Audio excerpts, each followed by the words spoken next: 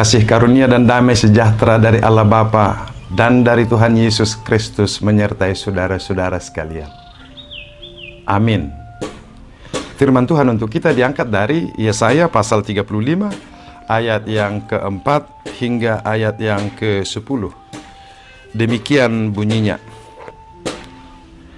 Katakanlah kepada orang-orang yang tawar hati, kuatkanlah hati, jangan takut.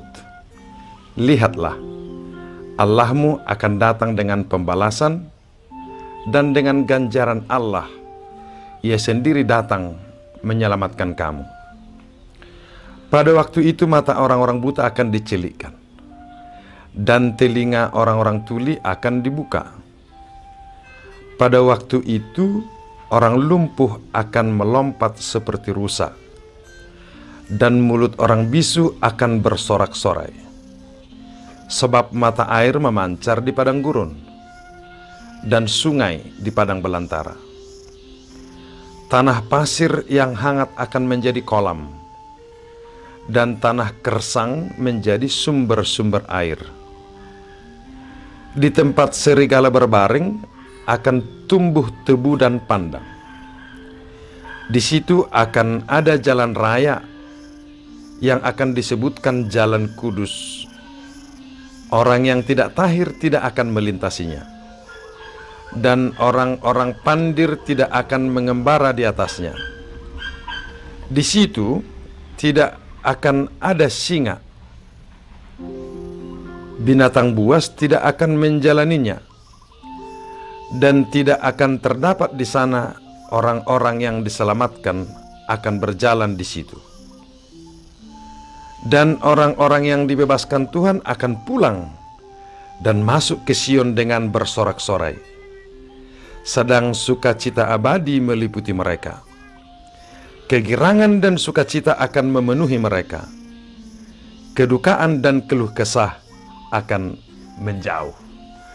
Demikian pembacaan firman Tuhan. Saudara-saudara, ketika kita mendengar akan terjadi malapetaka,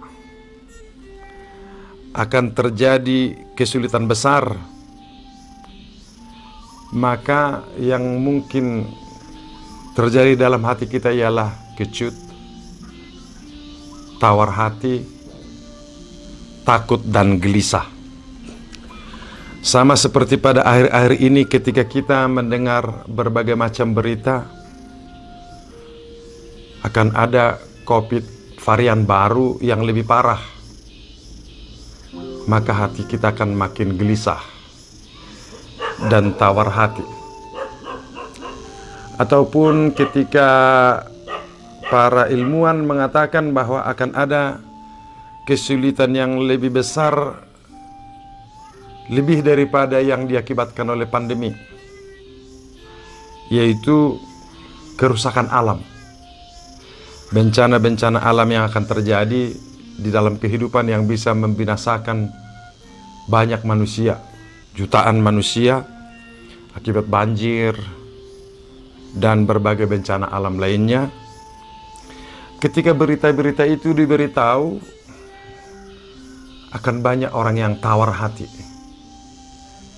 akan banyak orang yang merasa tidak ada harapan, seperti kehilangan arah dalam tujuan hidup.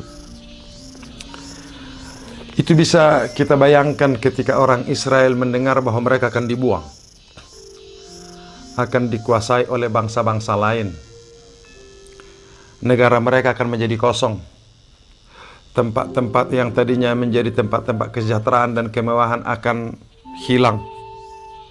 Bahkan berbagai pekerjaan yang baik selama ini akan lenyap oleh karena penguasaan bangsa-bangsa asing.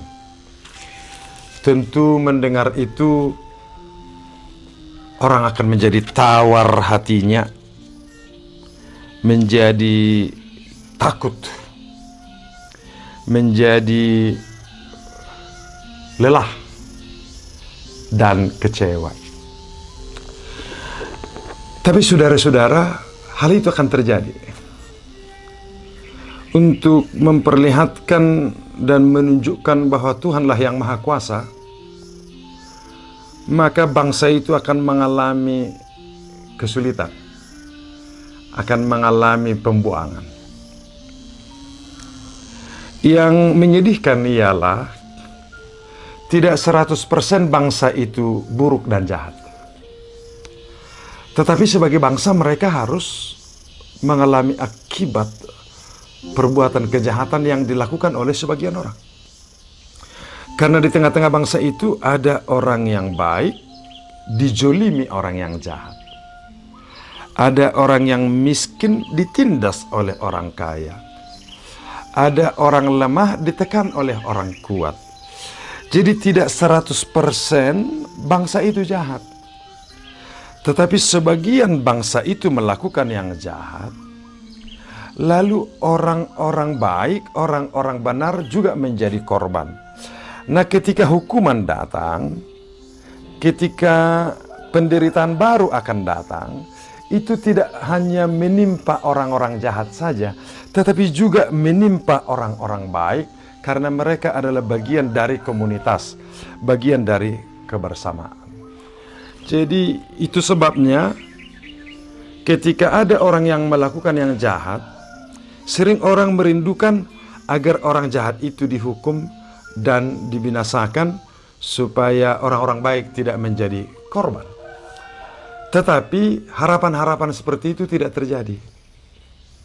Tetapi sebagai komunitas dan sebagai bangsa, mereka harus menerima akibat perbuatan kejahatan itu dengan kondisi hidup yang menderita, kondisi hidup yang melelahkan, kondisi hidup yang merusak. Sama seperti yang kita alami pada zaman ini sebenarnya. Pandemi 19 ini tidak datang dengan sendirinya begitu saja. Tetapi di sini pasti ada sesuatu yang membuat karena kejahatan manusia. Apakah karena kesalahan mengelola alam sehingga virus ini lahir, atau ada orang yang memproduksinya, atau apapun latar belakangnya, tetapi ada kejahatan yang terjadi sebenarnya sehingga lahir pandemi ini. Tetapi tidak boleh kita katakan bahwa dia akan terjadi kepada orang-orang jahat saja, tetapi juga kepada orang-orang yang baik.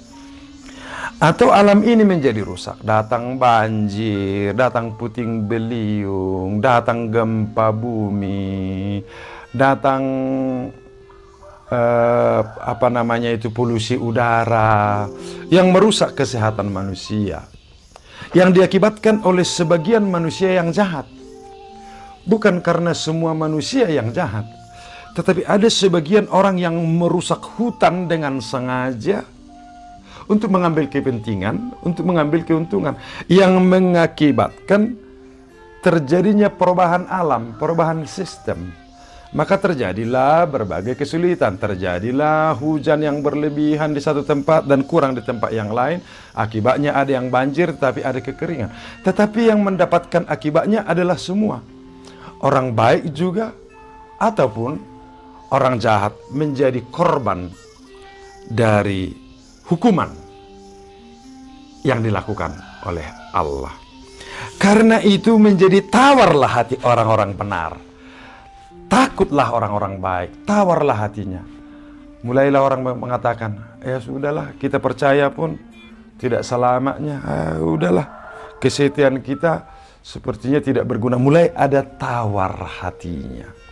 Tetapi saudara-saudara perlu ingat, sejarah perjalanan dunia ini ada pada tangan Tuhan. Tidak ada yang terlepas dari perhatian Tuhan. Oleh karena itulah pada teks ini, dalam suasana kegalauan, kekacauan, dan masa depan yang semakin sulit, Tuhan menyampaikan kepada hambanya agar menyampaikan pesan Tuhan kepada mereka. Demikian, katakanlah kepada orang-orang yang tawar hati, kuatkanlah hati, janganlah takut. Jadi kita memerlukan hati yang teguh dan kuat, memerlukan keberanian menghadapi keadaan sesulit apapun. Kita menguatkan hati kita mengikut Tuhan. Jangan takut. Dan pada saat yang sama kita menyadari sepenuhnya jangan pernah mengandalkan diri sendiri. Oleh karena itu Tuhan berkata, lihatlah Allahmu akan datang dengan pembalasan, dan dengan ganjaran Allah Ia sendiri datang menyelamatkan kamu.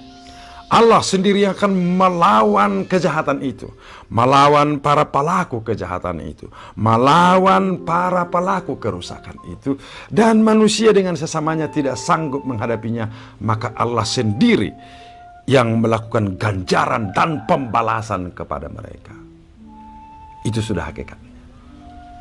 Sebab itulah Tuhan selalu kita ikuti dan kita sembah, dan kita tetap berada pada ajarannya, tidak membalas kejahatan dengan kejahatan. Akan tiba waktunya, akan terjadi perubahan yang peduli kepada kemanusiaan, yang mengutamakan kemanusiaan bukan harta, mengutamakan persaudaraan bukan kekuasaan, mengutamakan kebersamaan bukan jarak yang melebar di antara sesama. Itu sebabnya kemanusiaannya dipulihkan, mata orang buta akan dicelikkan, telinga orang tua tuli akan dibuka, orang lumpuh akan melompat, orang yang bisu akan bersorak-sorai. Jadi yang pertama, nilai kemanusiaan dipulihkan dan ditingkatkan. Yang sakit disembuhkan, yang buta melihat, yang tuli mendengar. Ada nilai-nilai kemanusiaan yang sudah tertinggal itu dirubah untuk kemanusiaan yang lebih baik. Itu yang pertama. Bersama dengan Tuhan, nilai-nilai manusia itu dinaikkan, kebersamaan itu dinaikkan sesama di antara kita. Dan itulah kunci utama yang dibawa oleh Yesus ke dunia ini, agar kita mengasihi sesama manusia dan dunia sekitar kita, supaya lebih manusiawi, dipulihkan harkat dan martabat kemanusiaan. Selanjutnya akan menyusul, saudara-saudara. Setelah kemanusiaan kita itu dipulihkan, hak-hak manusiawi kita itu dijaga dan dipelihara, maka akan menyusullah yang berikut.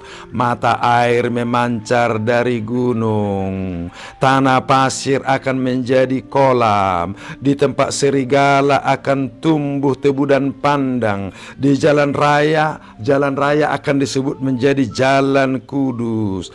Tidak ada lagi orang yang tahir yang berlomba melakukan dosa, tetapi orang-orang yang ditahirkan dan dikuduskan akan melintasi jalan kudus itu. Orang pandir tidak lagi mengembara, tidak ada lagi binatang buas atau singa yang menjalaninya. Orang-orang yang diselamatkan akan berjalan di situ. Akan ada pemulihan oleh Tuhan yang Maha Kuasa. Orang-orang yang dibebaskan Tuhan akan pulang dan masuk ke Sion dengan bersorak-sorai. Sedang sukacita abadi meliputi mereka. Kegirangan dan sukacita akan memenuhi mereka. Kedukaan dan keluh kesah akan menjauh. Saudaraku, ketika kejahatan merajalela, sesuatu yang terus-menerus kita perjuangkan ialah supaya kejahatan ini makin jauh dari kita. Dan cara yang baik ialah mari menghargai nilai-nilai kemanusiaan. Mari meningkatkan kualitas manusia. Kalau ada orang yang sampai kelaparan tanpa makan di sekitar kita pada saat kita makan, itu amat mengerikan, saudara-saudara. Kalau ada orang yang sudah sangat menderita pada saat kita masih sanggup bertertawa terbahak-bahak, itu sudah sangat mengerikan, saudara-saudara. Dalam kehidupan ini, menderita bersama, sama kualitasnya bersuka cita secara bersama. Saya ulangi untuk kita, saudara-saudara. Menderita secara bersama, sama kualitasnya dengan bersuka cita secara bersama. Yang menyedihkan ialah ada sebagian orang menderita, tetapi sebagian orang bersuka cita. Betapa amat nilai kemanusiaan di situ amat rendah. Saudaraku, Yesus Kristus telah mati untuk memulihkan kemanusiaan kita, mengangkat kita menjadi saudara yang saling mengasihi, dan Dia terus menerus akan melakukan pemeliharaan yang baik atas kehidupan kita. Bagi kita, saudara dan saya, kita semua menundukkan, menaatkan diri kita kepada Tuhan itu untuk meningkatkan nilai-nilai kemanusiaan di antara kita. Jadi tidak ada lagi di antara kita yang berusaha berlomba jauh di depan, meninggalkan kawannya di belakang sampai tertatih-tatih dan menderita supaya dia bisa tertawa-tawa di ujung sana. Tetapi mari bergandengan tangan. Kita melewati masa-masa sulit ini. Kita melewati masa-masa derita ini. Kita melewati masa-masa kesusahan ini dengan hati yang teguh, tidak takut. Sebab Tuhan Yesus melihat kita, mendengar kita, melindungi kita, bersama dengan kita dari hari ke hari. Tuhan Yesus memberkatimu. Amin.